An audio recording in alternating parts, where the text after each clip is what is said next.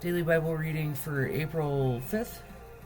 Okay, the men of Judah asked the Philistines, "Why are you attacking us?" The Philistines replied, "We have come to capture Samson. We've come to pay him back for what he did to us." So 300 men of Judah went down to get Samson at the cave and the rock of Etam. So they said to Samson, "Don't you realize the Philistines rule over us? What are you doing to us?" But Samson replied, "I only did to them what they did to me." But the men of Judah told him, "We have come to tie you up and hand you over to the Philistines." "All right," Samson said, "but promise that you won't kill me yourselves." "We will only tie you up and hand you over to the Philistines," they replied. "We won't kill you." So they tied him up with 2 ropes and brought him from the rock. As Samson arrived at Lehi, the Philistines came shouting in triumph. But the Spirit of the Lord came powerfully upon Samson, and he snapped the ropes on his arms as if they were burnt strands of flax, and they fell from his wrists. Then found the jawbone of a recently killed donkey. He picked it up and killed 1,000 Philistines with it. Then Samson said, "With the jawbone of a donkey I've piled them up in heaps. With the jawbone of a donkey I've killed 1,000 men." When he finished his boasting, he threw away the jawbone. The place was named Jawbone Hill. Samson was now very thirsty and cried out to the Lord, "You have accomplished this great victory by the strength of your servant. Or must I now die of thirst and fall into the hands of these pagans?" So God caused water to gush out of a hollow in the ground at Lehi, and Samson was revived as he drank. Then he named that place the spring of the one who cried out, and it is still in Lehi to this day. Samson judged Israel for 20 years during the period when the Philistines dominated the land. Samson removes Gaza's gates. Judges 16:1-3. One day, Samson went out to the Philistine town of Gaza and spent the night with a prostitute. Word soon spread that Samson was there, so the men of Gaza gathered together and waited all night at the town gates. They kept quiet during the night, saying to themselves, "When the light of morning comes, we will kill him." But Samson stayed in bed only until midnight. Then he got up, took hold of the doors of the town gate, including the 2 posts, and lifted them up, bar and all. He put them on his shoulders and carried them all the way to the top of the hill across from Hebron. Samson and Delilah. Judges 16:4-22. Sometime later, Samson fell in love with a woman named Delilah who lived in the valley of Sorek. The rulers of the Philistines went to her and said, "Entice the valley of Sorek.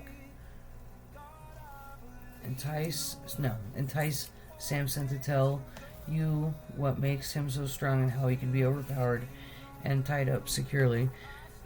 Then each of us will give you 1,100 pieces of silver." So Delilah said to Samson, "Please tell me what makes you so strong and what it would take to tie you up securely." Samson replied, "If it were tied up with 7 new bowstrings that had not yet been dried, I would become as weak as anyone else." So the Philistine rulers brought Delilah 7 new bowstrings, and she tied Samson up with them. She had hidden some men in one of the inner rooms of her house, and she cried out, "Samson, the Philistines have come to capture you." But Samson snapped the bowstrings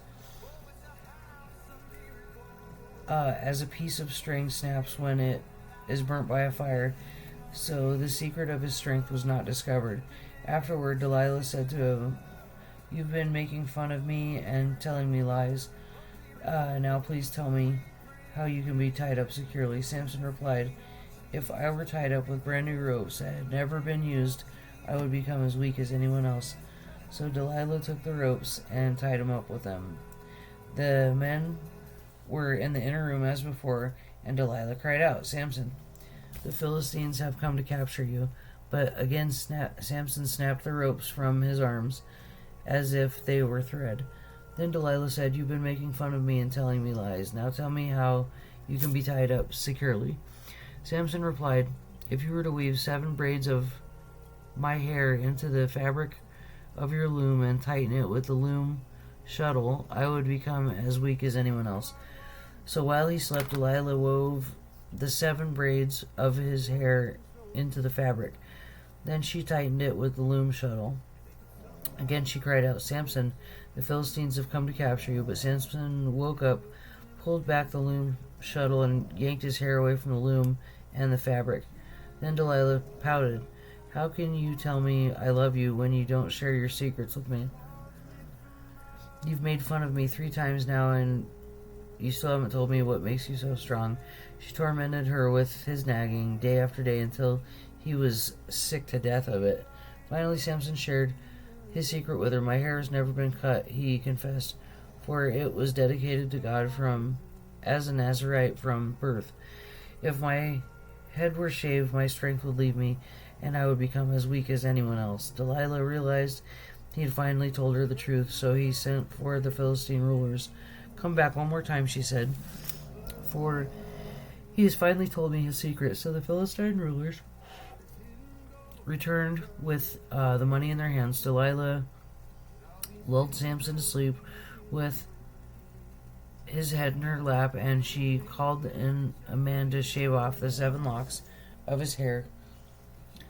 In this way she began to bring him down, and his strength left him. Then she cried out, Samson, the Philistines have come to capture you. When he woke up, he thought, I will do as before and shake myself free, but he didn't realize the Lord had left him.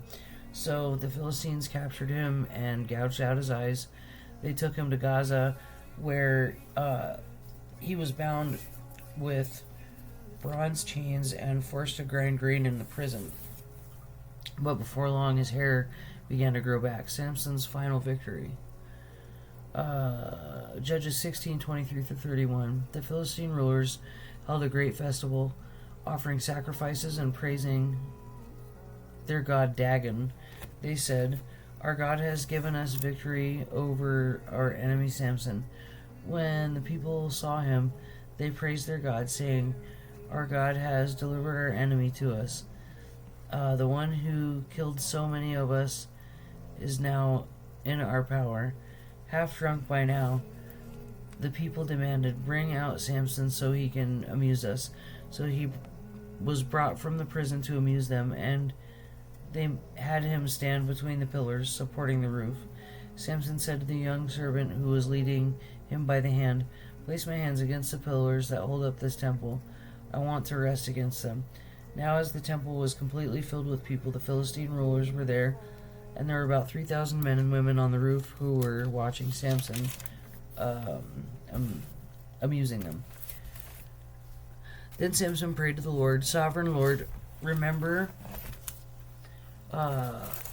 me again. Oh God, please strengthen me just one more time. With one blow, let me pay back the Philistines for the loss of my 2 eyes. Then Samson put his hands on the 2 center pillars that held up the temple. Pushing against them with both hands, he prayed, let me die with the Philistines. And the temple crashed down on the Philistine rulers and on the people, so he killed more people when he died than during his entire lifetime. Later, his brothers and other relatives went down to get his body. They took him back home and buried him between Zorah and Eshtaol, where his father Manoah was buried. Samson had judged Israel for 20 years. The events of Judges 17-21 occurred sometime early in the period of Judges. Micah's idols, Judges 17:1-13. There was a man named Micah who lived in the hill country of Ephraim. One day he said to his mother, I heard you place a curse on the person who stole 1,100 pieces of silver from you. Well, I have the money. I was the one who took it. The Lord bless you for admitting it, his mother replied. He returned the money to her, and she said, I now dedicate these silver coins to the Lord. In honor of my son, I will have an image carved and an idol cast. So when he returned the money to his mother, she took 200 silver coins and gave them to a silversmith who made them into an image and an idol.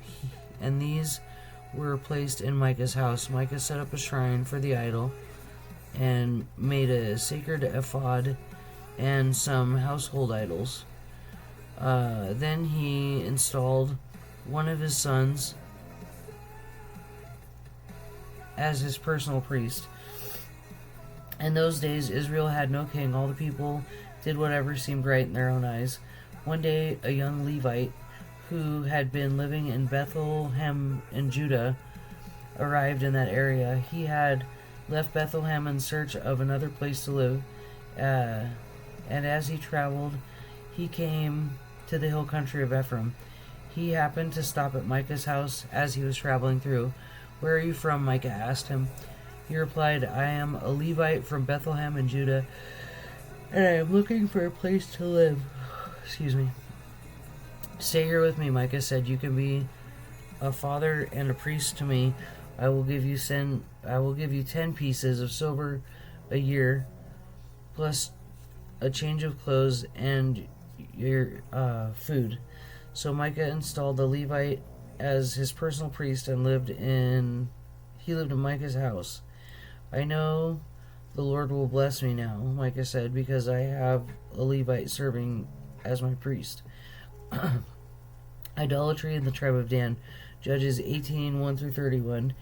Now, in those days, Israel had no king, and the tribe of Dan was trying to find a place where they could settle, for they had not yet moved into the land assigned to them when the land was divided among the tribes of Israel. So the men of Dan chose from their clans 5 capable warriors from the towns of Zorah and Eshtaol to scout out land for them to settle in. When these warriors arrived in the hill country of Ephraim, they came to Micah's house and spent the night there. While at Micah's house, they recognized the young Levite's accent, so they went over and asked him, "Who brought you here, and what are you doing in this place? Why are you here?" He told them about his agreement with Micah and that he had been hired as Micah's personal priest. Then they said to him, "Ask God whether or not the journey will be successful. Go in peace." The priest replied, "For the Lord is watching over your journey." So the 5 men went on to the town of Laish, where they noticed some people living carefree lives like the Sidonians. They were peaceful and secure. The people were also wealthy because their land was very fertile, and they lived a great distance from Sidon and had no allies nearby. When the men returned to Zorah and Eshtaol, their relatives asked them, "What did you find?" The men replied, "Come on, let's attack them. We have seen the land, and it is very good. What are you waiting for? Don't hesitate to go and take possession of it. When you get there, you will find the people living carefree lives. God has given us a spacious and fertile land, lacking in nothing." So 600 men from the tribe of Dan, armed with weapons of war, set out for which is called Mahaneh Dan to this day. They went on from there into the hill country of Ephraim and came to the house of Micah. The 5 men who scouted out the land around Laish explained to the others, "These buildings contain a sacred ephod as well as some other household idols, a carved image, and a cast idol. What do you think we should do?" Then the 5 men turned off the road and went over to Micah's house, where the young Levite lived, and greeted him kindly. As the 600 armed warriors from the tribe of Dan stood at the entrance of the gate, the 5 scouts entered the shrine and removed the carved image, the sacred ephod, and the household idols, and the cast idol. Meanwhile, the priest was standing at the gate with the 600 armed warriors. When the priest saw the men carrying all the sacred objects out of Micah's shrine, he said, What are you doing? Be quiet and come with us," they said. "Be a father and a priest to all of us. Isn't it better to be a priest for an entire tribe of the clan of Israel than a household of just one man?" The young priest was quite happy to go with them, so he took along the sacred ephod, the household idols, and the carved image. They turned and started on their way again, placing their children, livestock, and possessions in front of them. When the people of the tribe of Dan were quite a distance from Micah's house, the people who lived near Micah came chasing after them. They were shouting as they caught up with them. The men of Dan turned around and said to Micah, "What is the matter? Why have you called these men together and chased after us like this?" "What do you mean, what's the matter?" Micah replied. "You've taken away all the gods I have made and my priest, and I have nothing left." Okay, we gotta stop.